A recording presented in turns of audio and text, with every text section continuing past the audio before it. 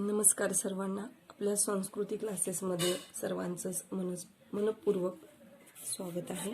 आज आपण TET paper 2 काही महत्त्वाचे मुद्दे जे आहेत, जे एक्झामला याच्या आधी बऱ्याचदा विचारले गेलेले आहेत, त्याच्यावर थोडंसं बोलणार आहोत. तर त्यातलाच एक मुद्दा दृश्य केंद्रकी पेशी. दृश्य केंद्रकी पेशीवरती याआधी 3 ते 4 वेळा प्रश्न विचारला गेलेला आहे. तर दृश्य केंद्रकी पेशीबद्दल आधी थोडी माहिती घेऊयात आणि त्यानंतर आपण प्रश्न बघूयात. तर दृश्य केंद्रकी पेशीमध्ये त्याचा आकार, गुणसूत्र संख्या,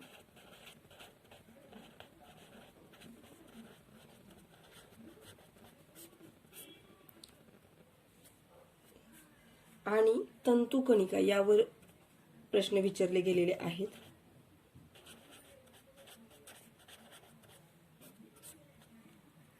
तर आकार किती असतो, तर 5 ते 100 मायक्रोमीटर.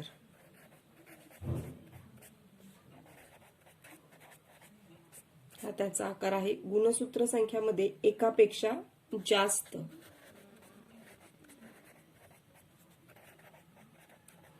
तर दृश्य केंद्रकी पेशीमध्ये जे गुणसूत्र असतात ते एकापेक्षा जास्त असतात आणि आधी केंद्रकी पेशीमध्ये एकच गुणसूत्र असते. त्याच्यानंतर तंतुकणिका जे आहेत, तंतुकणिका आणि लवके एकत्र म्हणायला काही हरकत नाही, हे असतात.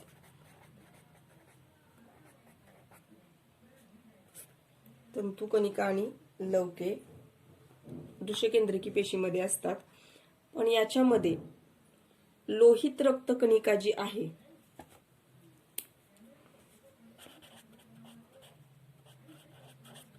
लोहित रक्तकणिका ही दृश्य केंद्रकी पेशी असूनही, ही दृश्य केंद्रकी पेशी आहे तरीही याच्यामध्ये तंतुकणिका नसतात.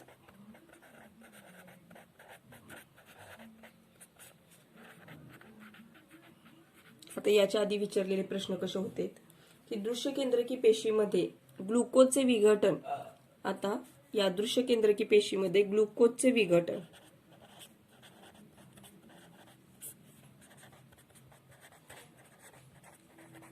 2020 चा प्रश्न आहे. पेशीद्रव्यामध्ये होते. पेशीद्रव्यामध्ये घडून येते. त्यानंतर टिंबटिंब ही दृश्य केंद्रकी पेशी आहे. ते याच्यासाठी विचारलेला प्रश्न आहे की टिंबटिंब ही दृश्य केंद्रकी पेशी आहे ज्याच्यामध्ये तंतुकणिका नसतात. तर लोहित रक्तकणिकामध्ये दृश्य केंद्रकी पेशी असूनही तंतुकणिका नसतात. तर दृश्य केंद्रकी पेशी ज्या आहेत त्याची उदाहरण थोडीशी आपण लक्षात ठेवली तर त्याच्यावरचे प्रश्न आपल्याला सोडवता येऊ शकतात. की उदाहरणामध्ये कवक, पूर्ण कवक वर्ग याच्यामध्ये आपण घ्यायचा आहे शैवाल, त्यानंतर प्रोटोझोआ,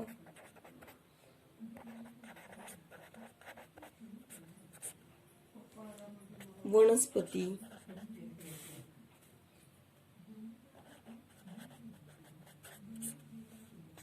प्राणी ही दृश्य केंद्रकी पेशीची उदाहरणे आहेत. की कवक, शैवाल, प्रोटोझोआ, वनस्पती आणि प्राणी या सगळ्यामध्ये दृश्य केंद्रकी पेशीची उदाहरणे आहेत. या प्रकाराचा जो अभ्यास आहे तो आपल्याला 8वी इयत्तेमध्ये आणि 9वी इयत्तेमध्ये आपल्याला याचा अभ्यास आहे. तर हे दृश्य केंद्रकी पेशीबद्दल काही महत्त्वाचे मुद्दे होते जे आपल्याला लक्षात ठेवायचे आहेत. तर हा जो मुद्दा आहे हा तंतुकणिकेमध्ये सुद्धा येतो. त्यामुळे जे काही महत्त्वाचे मुद्दे आहेत आता की जे पर्याय होते ते पर्याय आपण त्या पर्यायांबद्दलच आज थोडीशी माहिती घेणार आहोत. तंतुकणिका, आता तंतुकणिकांसाठी तंतुकणिकावर सुद्धा बऱ्याचदा प्रश्न विचारले गेलेले आहेत. तर तंतुकणिकांना पहिलं काय, तर पेशीचे ऊर्जा केंद्र.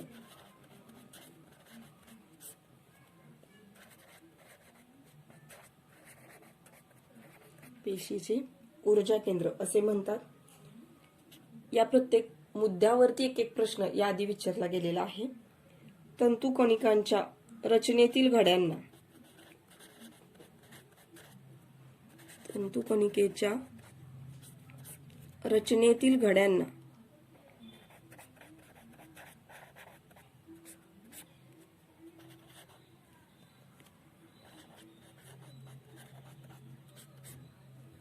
शिखा म्हणतात. सलग 4 वर्ष हे पर्याय जे होते, प्रश्न बदलला होता आणि पर्याय परत परत तेच विचारले होते. शिका, जिंगो, पायस या प्रकारचे पर्याय त्या प्रश्नामध्ये दिले होते आणि प्रत्येक वेळी वरचे प्रश्न बदलले गेले होते. तर याच्यासाठी हा प्रश्न होता तंतुकणिकेतील रचनेतील घड्यांना. प्रश्न थोडासा शब्द फिरवून विचारला गेला होता, पण त्याचा अर्थ हाच होतो. तंतुकणिकाच्या आतली आवरण घड्यांचे बनलेले असते आणि त्या घड्यांना टिंबटिंब म्हणतात. अशा पद्धतीने प्रश्न विचारला होता. आपल्याला माहित असणं इतकंच गरजेचं आहे की त्यांना घड्या ज्या आहेत त्यांना शिखा असं म्हटलं जातं. त्यानंतर तंतुकणिका निर्मित ऊर्जा एटीपी या रूपात साठवली जाते. तर याच्यामधली जी ऊर्जा असते ती कोणत्या स्वरूपात साठवली जाते? एटीपी या स्वरूपात ती साठवली जाते. प्राणी पेशीमध्ये तंतुकणिकांची संख्या अधिक असते. आता 2 पेशी येतात, प्राणी पेशी आणि वनस्पती पेशी.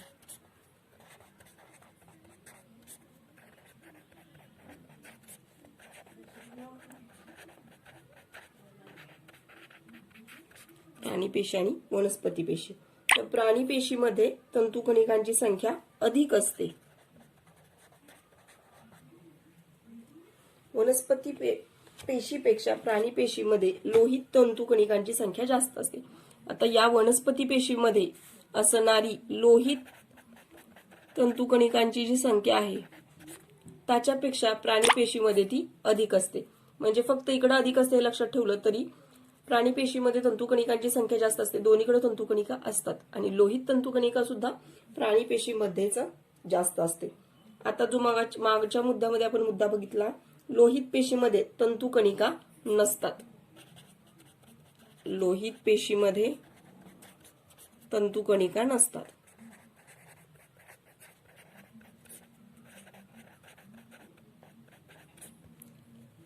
तर हे जे एवढे थोडे मुद्दे आहेत तेवढे जरी आपण लक्षात ठेवले तरी तंतुकणिकांसाठी पुरेसे आहे. आपण आणखीन तंतुकणिकेमध्ये प्रोटीनयुक्त द्रव्यात फॉस्फेटचे अणु, रायबोझोम व डीएनए समाविष्ट असतात. हेही आपण लक्षात ठेवू शकतो. याच्यावर अजून प्रश्न विचारलेला नाही की तंतुकणिकांमध्ये काय काय येत आहे. तर प्रोटीनयुक्त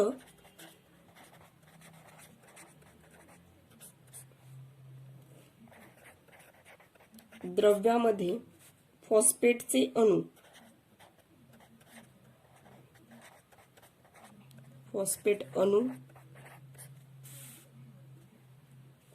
रायबोझोम आणि डीएनए हे समाविष्ट असतात. तर तंतुकणिकांमध्ये कोणाचा समावेश होतो? तर प्रोटीनयुक्त द्रव्यामध्ये फॉस्फेटचे अणू असतात, रायबोझोम आणि डीएनए. एवढं आपल्याला तंतुकणिकेबद्दल माहिती असणं गरजेचं आहे.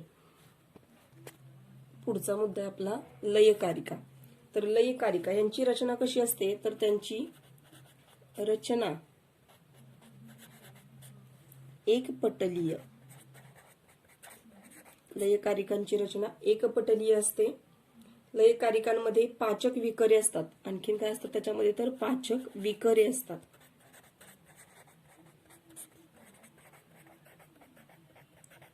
आता याच्यावर विचारला गेलेला प्रश्न असा की आत्मघातकी पिशव्या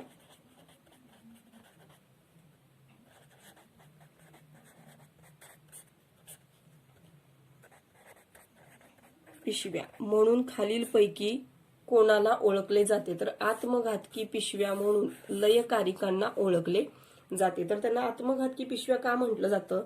तर लयकारिका ह्या काय करतात? जीर्ण पेशी अंगकाचे विघटन करतात. की ज्या पेशी जीर्ण झालेल्या असतात त्या पेशी अंगकांचे त्या विघटन करतात. जुन्या आणि अकार्यक्षम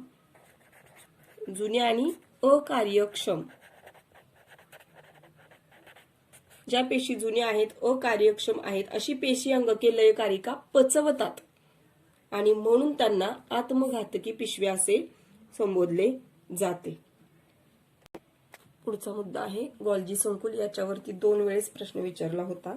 तर गॉल्जी संकुल बद्दल आपण काय सांगू शकतो की थोडक्यात गॉल्जी संकुल 5 ते 8 कोशांचे बनलेले असते. इथे पहिला मुद्दा येईल आपला 5 ते 8 कोशांचे बनलेले असते.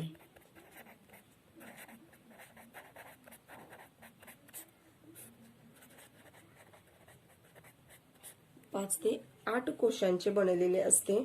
शिवाय याच्यामध्ये अखूड, चपट्या व पटलबद्ध गोट्यासारख्या त्या भासतात, की त्यांचा जो आकार आहे तो अखूड असतो, चपटा असतो.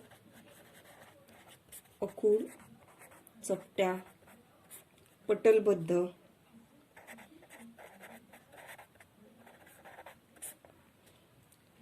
आणि गोलीय पिटिका असं त्यांना म्हटलं जातं. त्यांचं आणखीन एक नाव गोलीय पिटिका.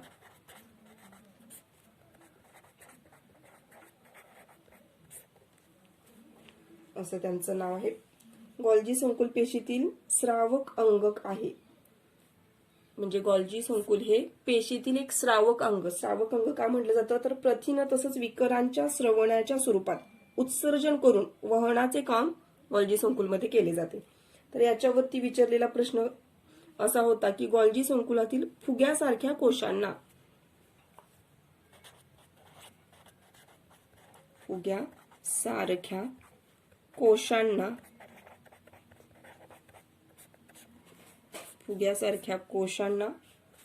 कुंडे म्हणतात.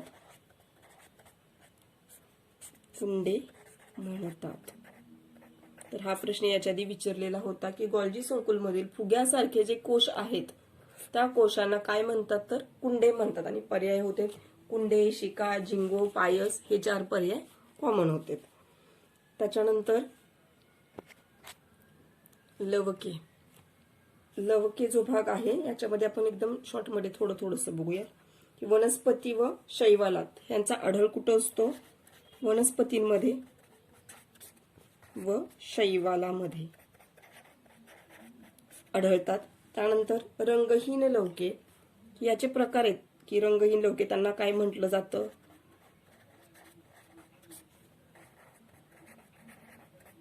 रंगहीन लवकेंना अवर्ण लवके असं म्हटलं जातं. रंगीत लवकांना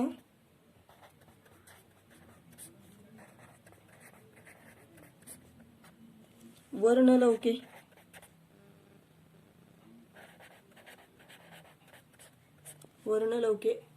रंगीत लवकांना वर्णलवके असं म्हटलं जातं. हिरव्या लवकांना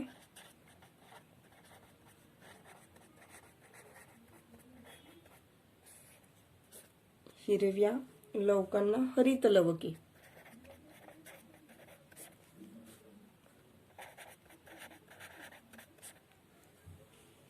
असं म्हटलं जातं. त्याच्यानंतर हरित लवके प्रकाश संश्लेषणासाठी उपयुक्त असतात. हे सर्वांनाच माहित आहे की हरित लवकांचा उपयोग वनस्पतींमध्ये अन्न निर्मितीमध्ये केला जातो, की प्रकाश संश्लेषण प्रक्रियेसाठी ते उपयुक्त असतात.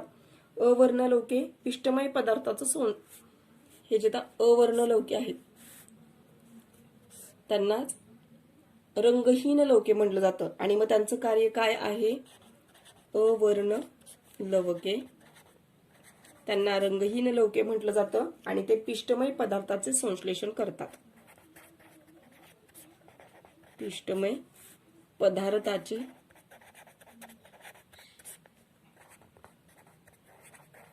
संश्लेषण करतात. अवर्ण लवक्यांचं कार्य आहे पिष्टमय पदार्थाचे संश्लेषण करतात. कॅरोटीन या रंगद्रव्यामुळे भगवा रंग, आता हे जे रंग आहेत हरित लवकांना वनस्पती पेशींचे ऊर्जा कारखाने म्हणतात. आता कॅरोटीन वगैरे जे आहेत ते 4 मुद्दे जे परीक्षेच्या दृष्टीने महत्वाचे ते आपण एकत्र बघणार आहे. त्याच्या आधी फक्त एकच मुद्दा आता की हरित लवके जे आहेत, हरित लवकांना वनस्पती पेशीचे ऊर्जा कारखाने म्हणतात. हरित लवकांना वनस्पती पेशीचे ऊर्जा कारखाने असं म्हणतात. आता आपण ते कॅरोटीन, हरितद्रव्य, झॅन्थोफिल, अँथोसायनिन, बेटालिन्स या 4 लवकांबद्दल माहिती घेणार आहोत की जे रंगद्रव्य आहेत. ही रंगद्रव्यांमध्ये बघा कोणते आहेत,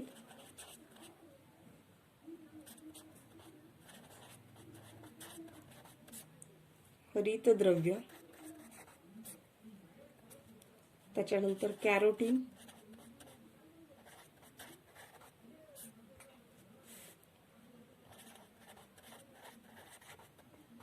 झॅन्थोफिल,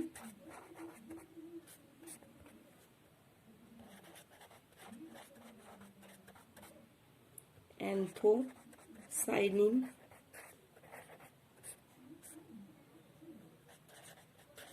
आणि बीटालिन्स याच्यावर प्रश्न विचारले गेले होते.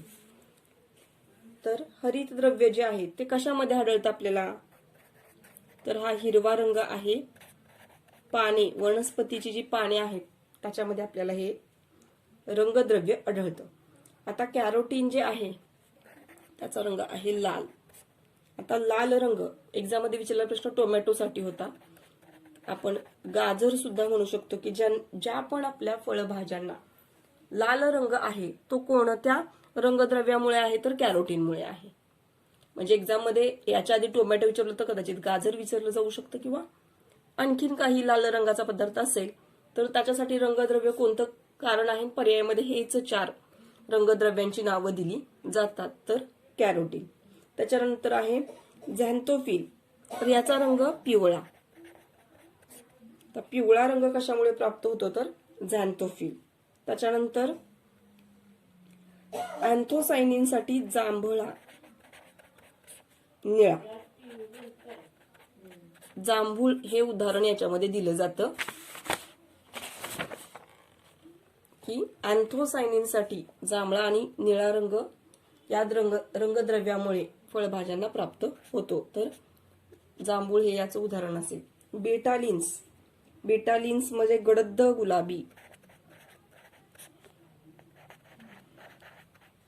किंवा गडद गुलबक्षी असं त्याला म्हटलं जातं. ते बीट, याच्या उदाहरणामध्ये बीट दिलं जातं आणि त्यासाठी बीटालिन्स हे रंगद्रव्य वापरलं जातं. तर ही काही रंगद्रव्य आहेत. हरितद्रव्याबद्दल सर्वजण आपण सहज सांगू शकतो की त्याचा रंग हिरवा आहे, त्यामुळं वनस्पतींमधले पानांचा रंग, जे पण उदाहरण दिले त्याच्या रंगावरून आपण ते ओळखू शकतो. तर कॅरोटीन लाल रंग, झॅन्थोफिल पिवळा रंग, अँथोसायनिन जांभळा निळा रंग, बीटालिन्स गडद गुलाबी किंवा गुलाब बक्षी रंग.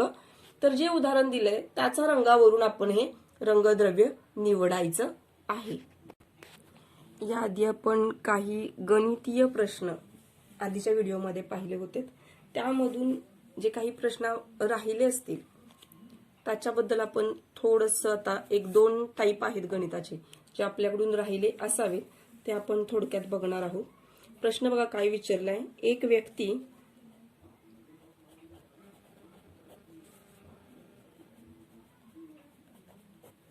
एक व्यक्तीकडे प्रत्येकी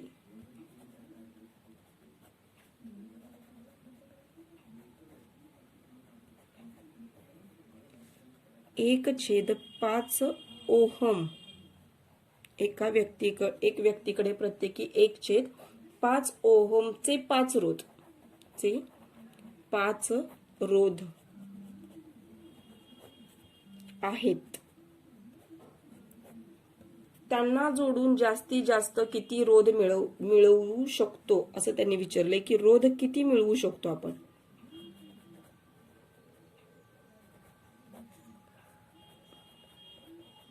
की त्यांना प्रश्न विचारायचा होता, एका व्यक्तीकडे 1/5 ओहमचे 5 रोध आहेत, तर आपण त्याच्यामधून किती रोध मिळवू शकतो हा प्रश्न आहे.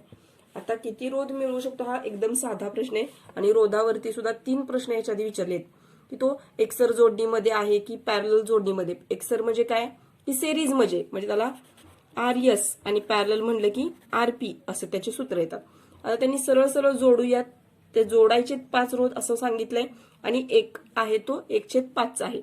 आपण सरळ 1/R सेरीज घेतलं तरी हे जर आपण यांची फक्त बेरीज करायची, 1/5 अधिक 1/5 अधिक 1/5 अधिक 1/5 1 2 3 आणि 4 झालेत, म्हणजे आणखीन एक रोध. असे 5 रोध सरळ जोडलेत त्यांनी. आणि मग परिणामी रोध किती मिळणार आहे ते त्यांनी विचारलंय, की आपल्याला रोध किती मिळणार आहे. तर R बरोबर काय येणार आहे बघा, हे जर छेद समान असेल, हा गणित अपूर्णांकाचा नियम आहे की छेद समान असेल तर तो तसाच ठेवून आपण अंशांची बेरीज करतो. तर अंशामध्ये 1, 2, 3, 4 आणि 5. तर 5 छेदामध्ये अंशामध्ये 5 ने 5 ला भागवलं तर आपलं उत्तर 1 येईल. त्यामुळं परिणामी रोध जो आपल्याला आपण किती रोध मिळवू शकतो तर 1 ओहम एवढा रोध आपण मिळवू शकतो. आणखीन एक टाईप आहे, थोडंसं आपण लगेचच बघूयात. पुढचं गणित आहे पृथ्वीच्या पृष्ठभागावरील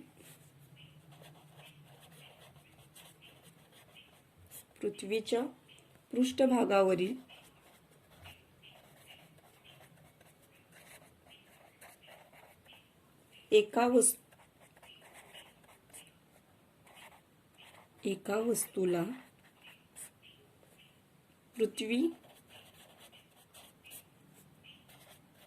686 न्यूटन बल देऊन आकर्षित करते.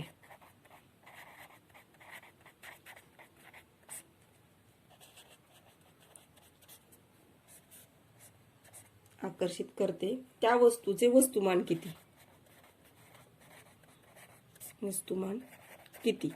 हा प्रश्न त्यांनी एकदा वस्तुमान दिलंय, एकदा त्यांनी आता हे बल दिलंय.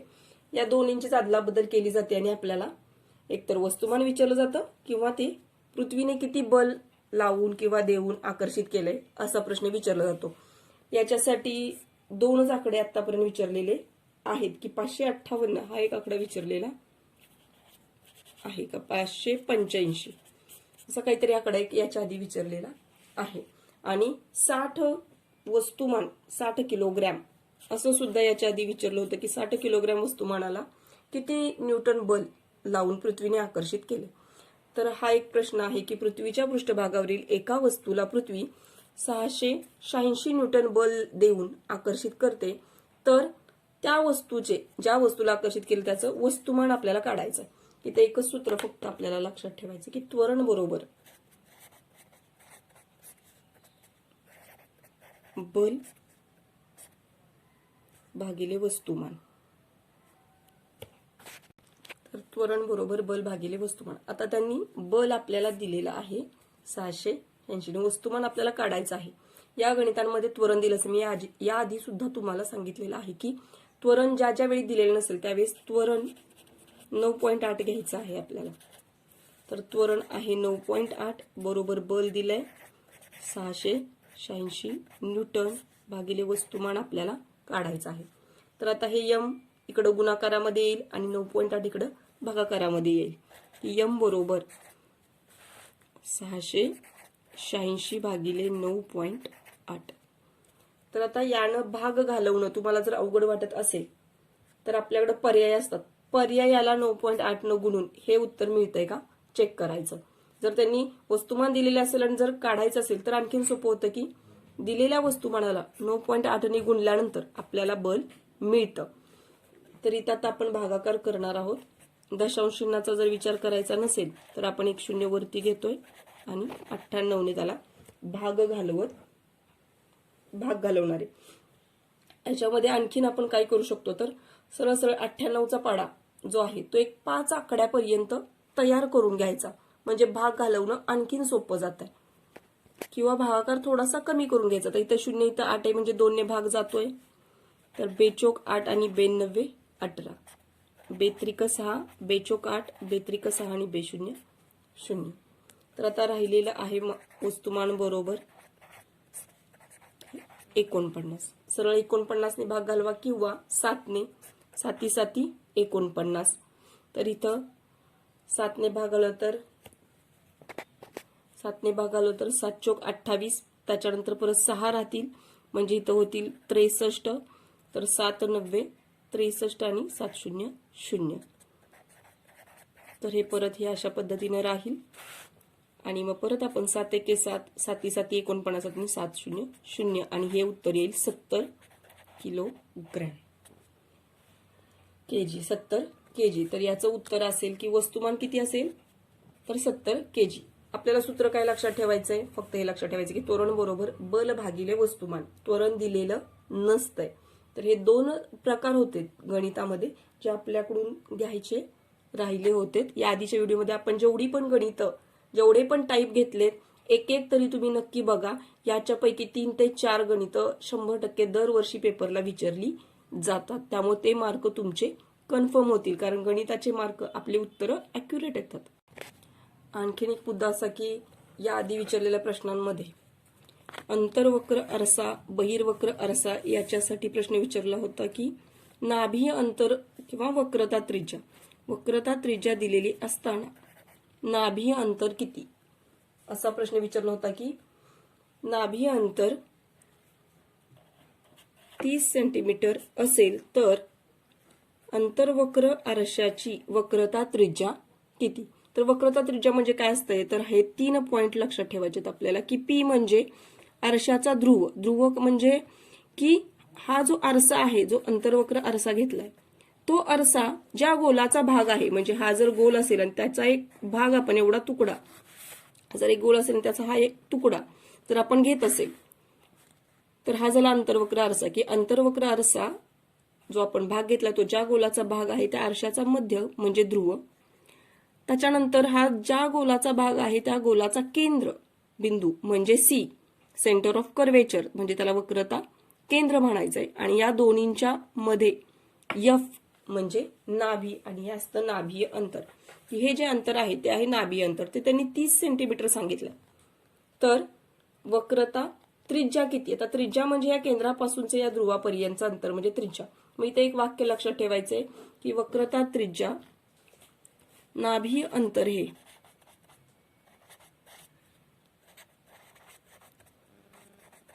नाभीय अंतर हे नेहमी वक्रता त्रिज्येच्या निम्मे असते. हे सगळ्यात महत्वाचं वाक्य आहे की नाभीय अंतर जे आहे त्यांनी दिले, नाभीय अंतर दिलं असेल आणि वक्रता त्रिज्या विचारली तर त्याची दुप्पट करायची, म्हणजे तो वक्रता त्रिज्या येणार आहे 60 सेंटीमीटर. आणि जर त्यांनी वक्रता त्रिज्या दिली असेल आणि नाभीय अंतर विचारलं तर ते त्याच्या निम्म सांगायचं. 60 दिले तर ते 30 असेल. आणि हाच आकडा याच्या आधी विचारलेला आहे, याच्या जागी ते कोणताही आकडा विचारू शकतात. तर अंतर्वक्र आरशासाठी त्यांनी आणखीन काय विचारलं होतं की अंतर्वक्र आरशामध्ये एखादी वस्तू एक मीटर अंतरावर, अंतर्वक्र आरशापासून एक वस्तू 1 मीटर अंतरावर ठेवली आहे, तर ती आणि तिची प्रतिमा, आता तिची प्रतिमा जिथं पण मिळेल आपल्याला त्यातलं अंतर किती. तर नेहमी लक्षात ठेवायचं की एखादा सपाट आरसा सांगितला असेल, कोणत्याही आरशासमोर एखादी वस्तू आपण ज्या अंतरावरून ती वस्तू असेल तितकंच अंतर ते आपल्याला त्या प्रतिमेचं अंतर तितकंच असतं. तर इथं 1 मीटर अंतरावर असेल तर आरशाच्या आतमध्ये 1 मीटर अंतरावर ती वस्तू आपल्याला, तिची प्रतिमा इथं तयार होईल. म्हणजे याचं उत्तर असेल 2 मीटर. की वस्तू आणि प्रतिमेतील अंतर किती, तर 2 मीटर एवढं वस्तू आणि प्रतिमेतील अंतर असेल. आणखीन अंतर्वक्र आरशासाठी आपण एक सांगू शकतो की अंतर्वक्र आरसा जो आहे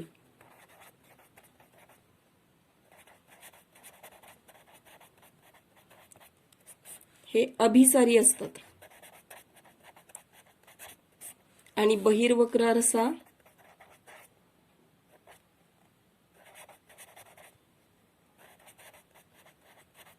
अपसारी असतात. अभिसारी म्हणजे काय की जे परावर्तनानंतर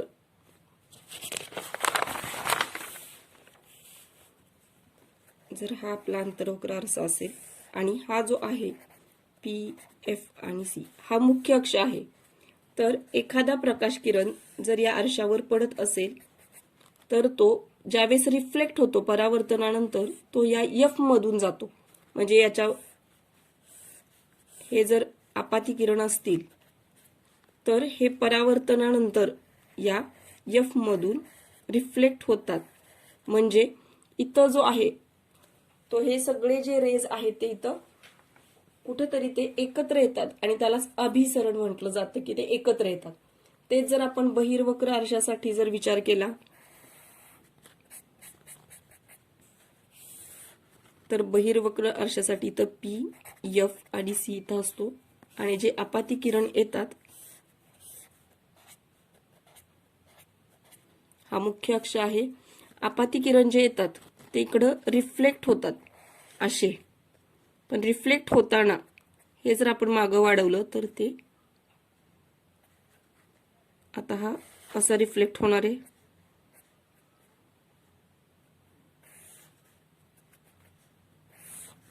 तर हे एकत्र येत नाहीत, ते पसरतात, ते स्प्रेड होतात आणि म्हणून याला अपसारी आणि याला अभिसारी असं म्हटलं जातं. तर याच्यामध्ये आणखीन प्रतिमेच्या स्थानासाठी सुद्धा प्रश्न विचारला जातो.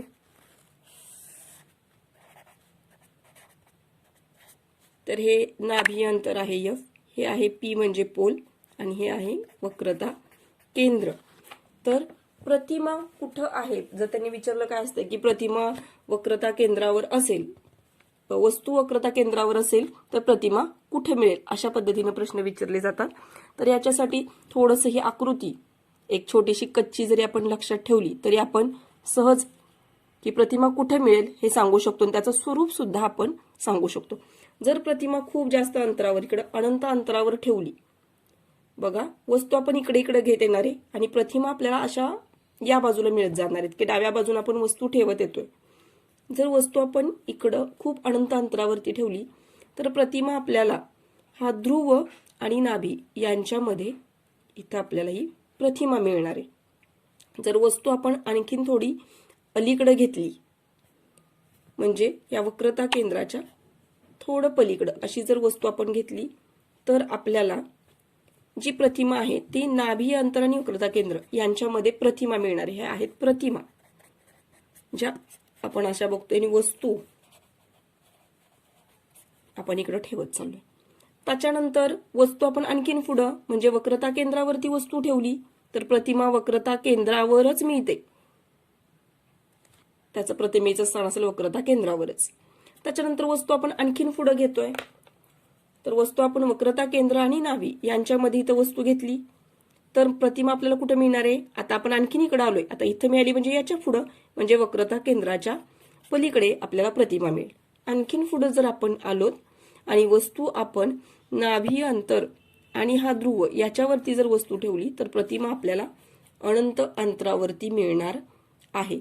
बघा हे खूप सोपं आहे की वस्तू इथं ठेवली आहे आणि प्रतिमा कुठं मिळेल अशा पद्धतीने प्रश्न विचारले जातात. आणि याच्या आधी प्रतिमा कशी असेल याच्यासाठी सुद्धा प्रश्न विचारलेला आहे.